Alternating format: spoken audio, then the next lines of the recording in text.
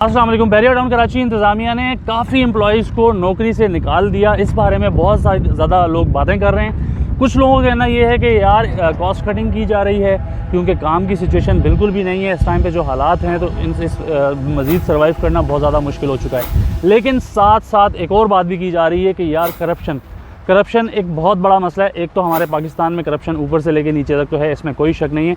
लेकिन अगर हम बात करें मैनेजमेंट में कुछ लोग कुछ ऐसी काली भेड़ें मौजूद थी जिनकी वजह से लोगों को मसाइल का सामना रहता था। इसके ऊपर आज की वीडियो में बात करते हैं और आपको बताते हैं कि हक़ाइक़ क्या हैं। जो लोग हमारे चैनल पर नए, हमारे चैनल को सब्सक्राइब करें, बेल आइकन को भी प्रेस कर दें ताकि हर नई इन्फॉर्मेटिव वीडियो आप तक बर वक्त पहुंच सके। तो चलते हैं बगैर किसी इंतज़ार के आज की वीडियो की तरफ। किसी भी डिपार्टमेंट में करप्शन थी और उस वजह से लोगों को उनकी नौकरी से निकाल दिया गया, तो तब तो ये एक बहुत अच्छा इक़दाम है। लेकिन इसके साथ साथ हम इसके ऊपर भी बात करेंगे क्या नए आने वाले लोग इस चीज़ को रोक सकेंगे, और इसको अगर नहीं रोक सकते तो इंतज़ामिया इसके ऊपर थोड़ी सी अगर पॉलिसीज़ में चेंजेस करेगी तो मैं समझता हूँ कि एक तो जो करप्शन है, जो पैसा है, जो जहाँ पे जाना चाहिए वहाँ पे नहीं जा रहा, तो वो सही जगह पे जाएगा। और दूसरा ये है कि लोग इन मसाइल से भी बचेंगे। बहुत सारे लोग ऐसे काम है। अच्छा, एक और चीज़ मैं साथ साथ एक और बात करूँगा। इस मसले से मैं समझता हूँ हर कोई गुजर चुका है, चाहे वो छोटे लेवल पे हो चाहे वो बड़े लेवल पे हो, क्योंकि हमारे मुल्क में आपको पता है चोरी को चोरी समझा ही नहीं जाता, और जो लोग समझते हैं उनको तनकीद का भी सामना रहता है। खैर, मैं ये कहना चाहता हूँ मिसाल के तौर पे अगर एम्प्लॉइज़ को इस वजह से फारिग किया है, लेकिन वो इतनी बड़ी तादाद नहीं हो सकती है। देखें, अच्छे बुरे हर शोबे में होते हैं, हर डिपार्टमेंट में होते हैं, हर जगह होते हैं, लेकिन तादाद बहुत ज़्यादा नहीं होती है। हमेशा तादाद अच्छाई की ही ज़्यादा होती है। कहीं किसी डिपार्टमेंट में सपोज़ करें, एक छोटी सी एक मिसाल ले लेते हैं, अगर कोई फ़ाइल है वो आपने जल्दी निकलवानी है, तो आप उसके लिए क्या करते हैं, आप उसको कोई रिश्वत की ऑफ़र करते हैं। मिसाल के तौर पे कोई भी इदारा हो या कोई भी डिपार्टमेंट हो या कोई भी शोबा हो, वहाँ पे अगर आपको कोई चीज़ काम जल्दी करवाना होता है तो आप उसके लिए क्या करते हैं, आप उसको देते हैं रिश्वत ताकि वो काम आपका जल्दी हो जाए। कोई भी XYZ, चाहे छोटा सा काम हो चाहे बड़ा काम हो, ठीक है। तो होता ये है कि फिर वो जो रिश्वत का पैसा है वो नाजायज़, वो किसी इस्तेमाल में नहीं आता, वो करप्शन के ज़ुमरे में आता है। तो थोड़ी सी अगर पॉलिसीज़ पे अगर गौर कर लिया जाए, मिसाल के तौर पे अभी सपोज़ करें एक काम है जो कि आपका काम होना है वो 3 महीने में वो आपका काम होना है, और सपोज़ करें कि एक बंदा आता है, वो कहता है यार मुझे तो 10 दिन में चाहिए, तो वो क्या करता है, कोई किसी भी फ़र्द को वो रिश्वत की ऑफ़र करता है। वो कहता है कि यार आप एक काम करो, मेरे से इतने पैसे ले लो, ये काम जल्दी करवा के दे दो, और वो काम उसका हो जाता है, जो कि 3 महीने से पहले ऑफिशियली हो ही नहीं सकता।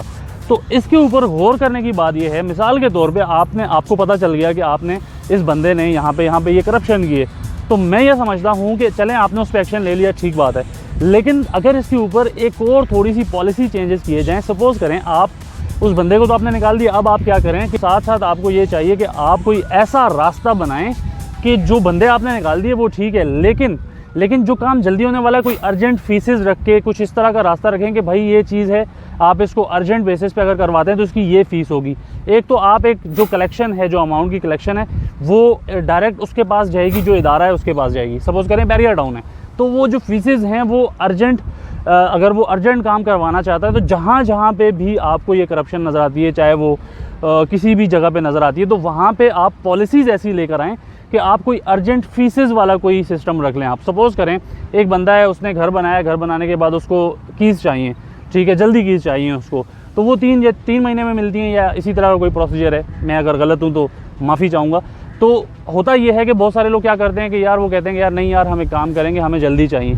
तो बैरियर टाउन को चाहिए कि बैरियर टाउन क्या करे कि फिर एक पॉलिसी ऐसी बनाए, अर्जेंट फ़ीस पे करके वही काम जो लोग रिश्वत दे के करवाने की कोशिश करते हैं, तो रिश्वत देने से बेहतर है कि आप पॉलिसी ऐसी बना दें कि लोगों के लिए ये हो जाए कि लोग अर्जेंट फ़ीस पे करके वही वाला काम करवा लें, वही वाला काम सेम डे पे हो जाए या जो भी है, कोई अर्जेंट, कोई इस तरह की पॉलिसीज़ बनाने की बैरियर टाउन को ज़रूरत है। इससे लोगों को आपको निकालने की भी ज़रूरत नहीं पड़ेगी, लोगों का मसला भी हल हो जाएगा, और आपके पास भी मैक्सिमम जो अमाउंट जो एक रिश्वत की सूरत में अगर जाती है तो वो आपके पास आएगी बिल्कुल सीधे रास्ते से, ठीक है। हमारे एक दोस्त हैं, वो अक्सर ये बात करते हैं कि मिसाल के तौर पे आपके पास कुछ लोग काम करते हैं और आपको वो कोई छोटी मोटी गलती करते हुए नज़र आ जाते हैं। मैं इस गलती को छोटी गलती नहीं कह रहा हूँ, एक मिसाल है जो हमारे दोस्त अक्सर दिया करते हैं। तो अगर आप उस गलती के ऊपर उनको निकाल देते हैं, तो सपोज़ करें जो आने वाला है, तो वो जैसे हुक्मरानों की मिसाल ले लें, अक्सर हुक्मरान जो मौजूदा वक्त में चल रहे होते हैं, हम कहते हैं कि यार चोर हैं, बाद में आने वाला डाकू साबित हो जाए तो ये फिर इसमें गलती किसकी है। तो कहने का मकसद ये है कि आप थोड़ा सा सिस्टम में भी चेंजेस लाने की कोशिश करें। तो कहने का मकसद ये है कि ये वाली पॉलिसी चेंजेस अगर आप करेंगे तो करप्शन काफ़ी हद तक कम हो सकती है। और साथ साथ आपको देखें, अगर किसी इंसान के अंदर कोई गलत चीज़ होती है तो उसको मौका मिलता है तो वो गलत चीज़ करता है। तो मैं समझता हूँ कि आप उसको मौका ही ना दो, वही सारे काम एक एक पॉइंट इकट्ठे करें। इंतज़ामिया को मैं मशवरा दूंगा, वैसे तो मुझसे बहुत ज़्यादा समझदार लोग बैठे होंगे वहाँ पे, लेकिन अपना एक छोटा सा मशवरा ज़रूर मैं दे सकता हूँ। तो मशवरा ये है कि एक एक पॉइंट इकट्ठा करें और वहाँ पे फिर लोगों को बिल्कुल वो दरवाजे बंद हो जाएंगे, लोग उस तरफ जा ही नहीं सकेंगे। उनको पता है कि यार यही काम जो एक नॉर्मल टाइम के ऊपर मैं बगैर रिश्वत दे करवा सकता हूँ, और सपोज़ करें कि अगर मैंने अर्जेंट में करवाना है तो मुझे रिश्वत देनी है, तो बेहतर ये है कि मैं क्यों ना सीधे रास्ते से जाऊं, अर्जेंट फ़ीस उसकी पे करूं और अपना ये वाला काम मैं करवा लूं। और जहां तक बात है कॉस्ट कटिंग की, बैरियर टाउन कराची ने अगर इतने सारे एम्प्लॉयज़ को निकाल दिया है तो देखिए हालात अगर तो निकाल दिया है, क्योंकि मेरे पास कोई ऐसी कंफर्म रिपोर्ट नहीं है कि इतने ज़्यादा एम्प्लॉयज़ को निकाल दिया है, ना हमारी इस बारे में इंतज़ामिया से बात हुई है। तो कहने का मकसद ये है कि हालात इस जगह पे क्यों पहुंच गए हैं, वो इदारा जहां पे बहुत सारे ऐसे मुलाजमीन जो कि हर तबके से ताल्लुक़ रखने वाले लोग यहाँ पे काम करते हैं, यहाँ पे आके अपना रोज़गार चलाते हैं, तो अगर उनको निकाला है तो क्यों निकाला है इतनी बड़ी तादाद में, जितनी बड़ी तादाद में लोग बात कर रहे हैं। तो कहने का मकसद ये है कि ये सारी पॉलिसीज़ हुकूमती सतह पे होती हैं, वो ज़रूर इसके ऊपर काम करें। अगर तो हुकूमती सतह पे इसके ऊपर काम होगा तो मैं समझता हूँ कि रोज़गार यहाँ पे बढ़ता रहेगा, क्योंकि डिपेंड करता है ना यहाँ पे। आप इस टाइम पे काम की सिचुएशन देखें। अब आप मुझे एक बात बताएं, सपोज़ करें आपके पास एम्प्लॉयज़ हैं बहुत सारे और आप उनको लेके चल रहे हैं। मेरे एक दोस्त हैं, उन्होंने बताया कि उनकी एक फैक्ट्री थी, एक्सपोर्ट करते थे वो, तो 400 मुलाजमीन उन्होंने फारिग कर दिए हैं। अब मुझे एक बात बताएं, पूरे 6-7 महीने उन्होंने कोशिश की सर्वाइव करने की, लेकिन नहीं कर सके। तो कहने का मकसद ये है कि कॉस्ट कटिंग करना आपका राइट है। अगर हालात इतने ख़राब हो चुके हैं, मिसाल के तौर पे अगर हो चुके हैं, तो आप इसको बिल्कुल कर सकते हैं। लेकिन कहने का मकसद ये है कि थोड़े से हालात हुकूमती सतह के ऊपर भी, जैसे कि अगर हम प्रीवियस ईयर की बात कर लें, अगर लास्ट ईयर की हम बात कर लें, तो उस टाइम के ऊपर लोग बहुत ज़्यादा इन्वेस्टमेंट्स आई हैं, बहुत ज़्यादा।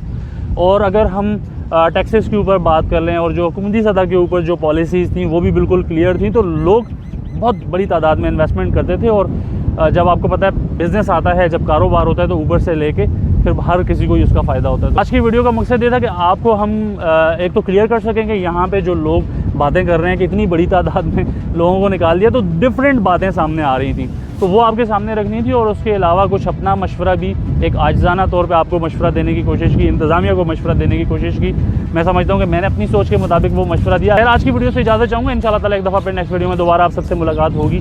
किसी भी किस्म के सवाल के लिए, क्यूरी के लिए, क्वेश्चन के लिए नीचे दिए गए नंबर्स पर भी आप रब्ता कर सकते हैं। नेक्स्ट वीडियो तक सैयद साजिद हुसैन शाह को इजाज़त दें। अल्लाह हाफ़िज़।